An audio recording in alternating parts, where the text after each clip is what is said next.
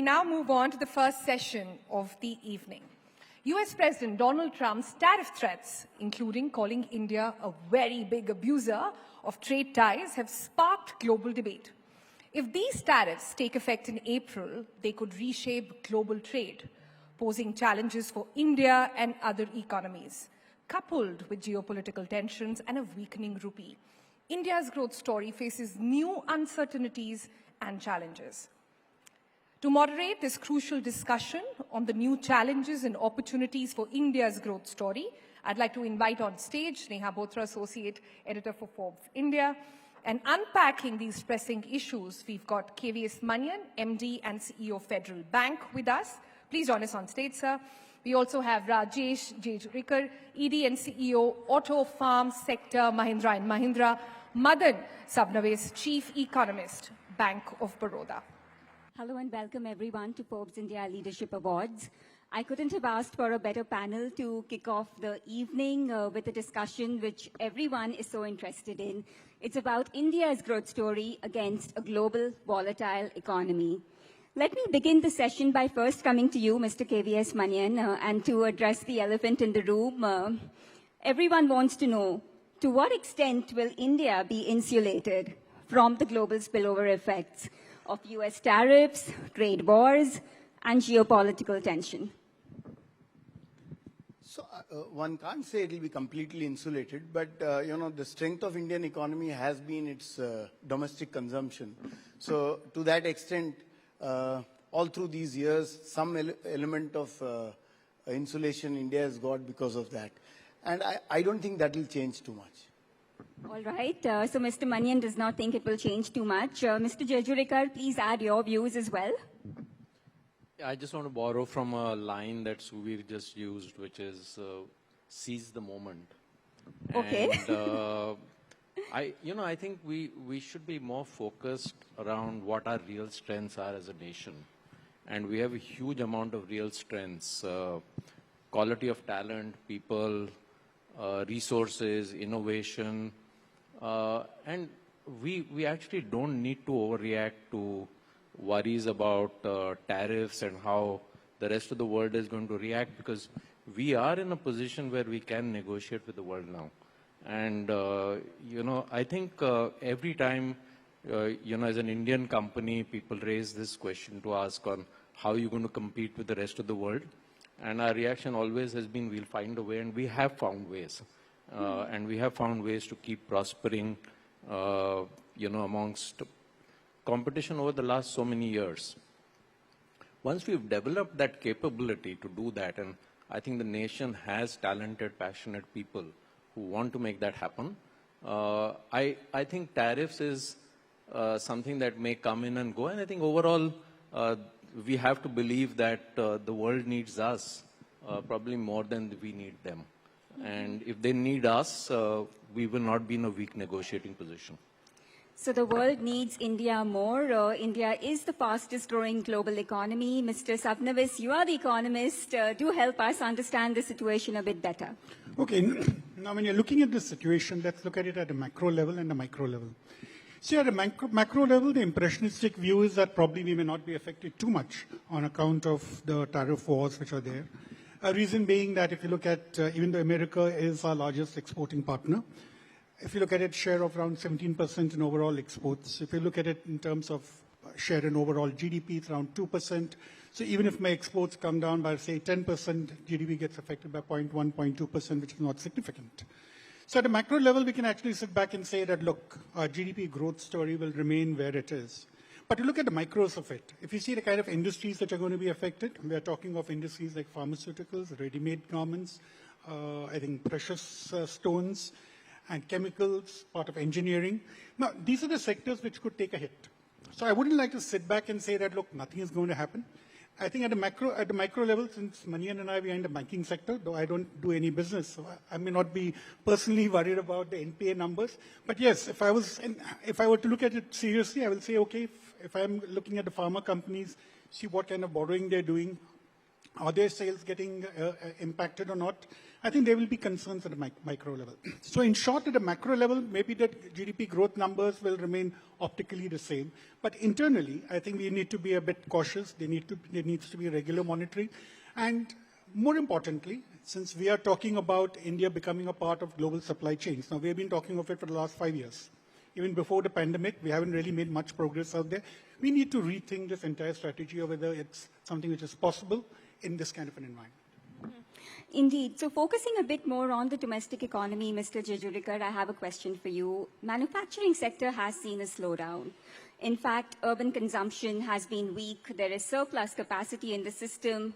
How do you read the situation, and what is your outlook in terms of demand, also in terms of utilizing many of these capacities in terms of investment that you would like to make? Yeah, I'll try and answer this more at a micro level, since that's where you left that off. At a micro level, firstly, in our industry, we've grown our capacity on the auto side about 3 times in the last 4 years. And the question that we are being asked right now is, why are we not increasing capacity faster than what we are saying we will? So I think, I'm first going to answer this question more from a B2C, which is a consumer-led context, which is the sectors in which we play. I do believe that as long as we have strong innovative products and we are able to excite customers with them, there is demand. The crux, I think, to growth is innovation, which is innovation with exciting products at very good price points. I think that's very important in the Indian context. Consumers want a lot and are not willing to pay for it. And all of us have to be willing to work that much harder at costs. So I think from a micro context, that's what companies should do. And if you're able to do that, we will be increasing capacity a lot. We saw an urban boom for 3 to 4 years, so there's a little bit of a base effect there, and we should treat that as a blip, and I'm sure that's going to come back soon. The rural sector saw a big upside for the first 2 years, because when COVID was on, actually rural was booming, and then there was a slowdown, bad monsoons, cut back in government spending in agriculture and rural, all of which is coming back. So we are seeing a recovery in rural. And, at least over the years that I've been around in the industry, I've seen urban and rural rarely boom at the same time. So we've got to be mentally prepared that, when urban is booming, rural is probably going to see a little bit of a slowdown. So, we get a bit of balancing between the two. For companies, many companies which have a strong rural presence will see an upside. And I think that's pretty insulated from what's happening around the world.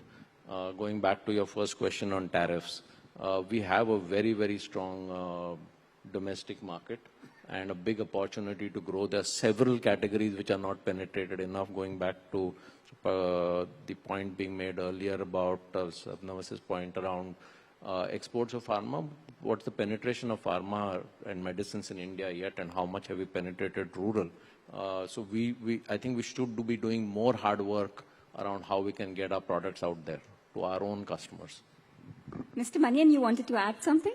No. So, staying on a broader theme that you were talking about, manufacturing capacities still unutilized. I think the way I look at it is, there has been a strong consumption growth over these years. Yet, we've been talking of capacity utilizations stagnating at whatever, 75. It hasn't crossed 80 for sure, all through these years. The way I look at it is, I think structurally, Indian manufacturing needs to look at either producing goods which are, like he said, innovative, or high value added, high precision engineering, basically high quality goods, either that path, or they have to manufacture goods, mass goods at cheaper costs. Today, I think one of the challenges why the capacity utilization doesn't go up is that we are being, the consumption is being fed through imports, and imports of either high quality goods. So a lot of us here buy goods which are imported, or at the mass level, it's Chinese or whatever, low cost producers can meet that demand. So I think in some ways, this manufacturing, restructuring the manufacturing ecosystem to make sure that they either produce high quality goods which meet the demand, or the low cost mass produced goods. I would say there is a journey to be made to get there. All right. Mr. Sabnavis, coming to you at this point, are you seeing firm signs of recovery in consumption, both urban and rural? Okay, before I answer that question, I think the fundamental issue we should ask ourselves is, are we creating enough jobs in the country? Okay, the fact is that we are creating a lot of jobs. There is data which comes from the government which says that lots of jobs are being created. EPFO data says, so I assume people are getting employed. If you look at CMI data, it gives a totally contrary picture. They say unemployment rates are high, 8 to 9%. So 8 to 9% is what CMI says. The government says it's 4 to 5%. The truth will be somewhere in between. Now, actually ask ourselves a question. How many jobs are being created and what kind of jobs are we creating? For example, today we have created a lot of jobs in the construction sector, in the logistics sector. So you have all these Swiggy boys who are working from 6 o'clock in the morning to 12 o'clock at night. You know, prior to the pandemic, when I had asked somebody casually, what is the income you're earning? That person said, I earned 45 rupees per order. Today, the guy gets around 1,000 rupees, but he has to do something like 40 deliveries in a day. Now, think of a person who's come from his village. He's earning 1,000 rupees a day. On paper, it looks very impressive. 30,000 rupees per month is not a bad salary. But the guy has to look after his family in his village. He has to look at his rentals, his food in the city. The question is, does he have money to spend? So the point I'm making is that today when we're talking of consumption, we're talking of capacity utilization, we are seeing a distinct picture where infrastructure-oriented industries have high capacity utilization. So where the government is spending, there's a front end there, so therefore there are back-end linkages which are coming, and therefore there is investment taking place in steel companies. Some of them will say we are operating at 110% capacity. But the moment you come to consumer goods, the question is that why should I invest more when I don't have the demand? Now, one factor which has been stated by a number of FMCG companies in their presentations after the quarterly results is that inflation has come in the way, which is a fact. Inflation has come in the way. I have less spending power. I spend more on necessities, so therefore I have less for discretionary consumption. But if you look at the skewed distribution of income, there are lots of rich people who have become richer. So in the same complex which I stay in Andheri, it's not in South Bombay, almost everybody has a BMW, a Mercedes, or an Audi car. There's no parking space inside. That's a different issue. Now, how many times is a person going to buy these high-end cars? So you look at real estate, you look at automobiles. The common thing is that premium vehicles are selling. Premium houses are selling. Just today on the TV, I was watching one of the top real estate companies saying that affordable housing doesn't work today. So people don't have money at one particular level. At the other level, you have a lot of money to spend, but probably you don't have space to keep it. How many houses am I going to buy? How many cars am I going to buy? So I think that's where the fundamental problem lies. Unless I create jobs which give you a meaningful amount of income, only then will I be spending. If I spend, there's automatically a case of a capacity utilization improving, in which case you go in for fresh investment. So the government always says, I want the private sector to invest. Now, see, the government can go in for capital expenditure. It doesn't have to bother about return on capital. If any of you all out here who are in charge of enterprises, if you're going to invest, you will say, I'm answerable to my shareholders. I can't put 11 lakh crores and say that I don't care what happens. I'm making the economy better off. So I think that's the fundamental issue. We need to create jobs. We need to generate income, self-sustaining income, which will lead to higher consumption. So that is something which has to take place in the economy for higher investment and higher economic growth. Yes. To take this point forward, Mr. Manian, I want to come to you and talk to you about job creation. Mr. Manian touched upon it. The MSME sector is critical for India's growth story. What is your reading of the MSME sector, particularly in light of the headwinds that we are seeing in the economy, be it funding availability? How do you think this sector can actually help us better our growth score? You know, all of us know MSME is close to 30% of the GDP. They contribute to that. And if you look at banks today, at least most progressive banks, if you ask most bank CEOs, the one segment they will say is their focus and they want to grow fastest will be MSME. I think you can take a poll of 10 CEOs, probably 9 out of 10 will say that. So I think in terms of availability of finance, it is definitely improving significantly. In fact, I would say the turning point was post-COVID when the government did the scheme on the ECLGS scheme, which was a support to the MSME lending. I think that did buffer the sector from the impact of COVID. And, that was the time when it could have had issues. But I think they sailed through that period. And since then, I don't think the sector has looked back. I think NPA levels in the MSME have actually dropped over. For banks, it has been at least a sector which has seen lower NPAs. So I think overall, the environment is good for, for the financing of NBFCs, MSMEs and growing that sector. Yeah. Mr. Sabnavis. Just interrupt here since we're talking of MSMEs. If we're talking of MSMEs, when we're talking of trade tariffs, import tariffs, just remember that MSMEs are the ones who contribute maximum to our exports. 40% of our exports are accounted for MSMEs.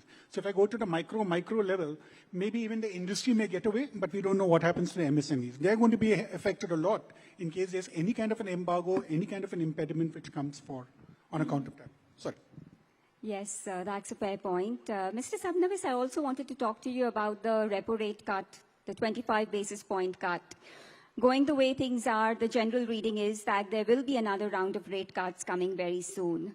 How do you think this will pan out for a weak rupee? We already hit a record low against the US dollar.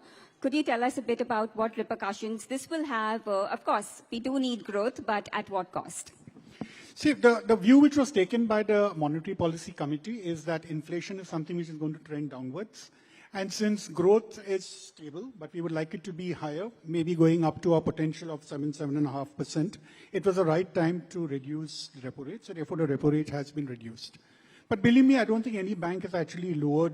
I don't know what Manian will have to say about lowering the rates. Because if you look at the situation today, we have a deficit of liquidity in the system, which means banks do not have enough funds. RBI is inducing something on the average of 2 lakh crores on a daily basis to make sure that the system is going up. So banks are not in a position to lower the deposit rates because we've already seen deposits migrating to the market because of better returns. And today, if you're going to say, I'm going to lower the deposit rate, that's a transmission taking place. I'm quite sure the next couple of policies, the RBI governor is going to say, we have lowered the repo rate. Why is it that banks are not doing the transmission part? So that kind of transmission is not taking place. So unless the transmission takes place through the deposits, only then can we see the MCLR change, only then can we see the rates coming down.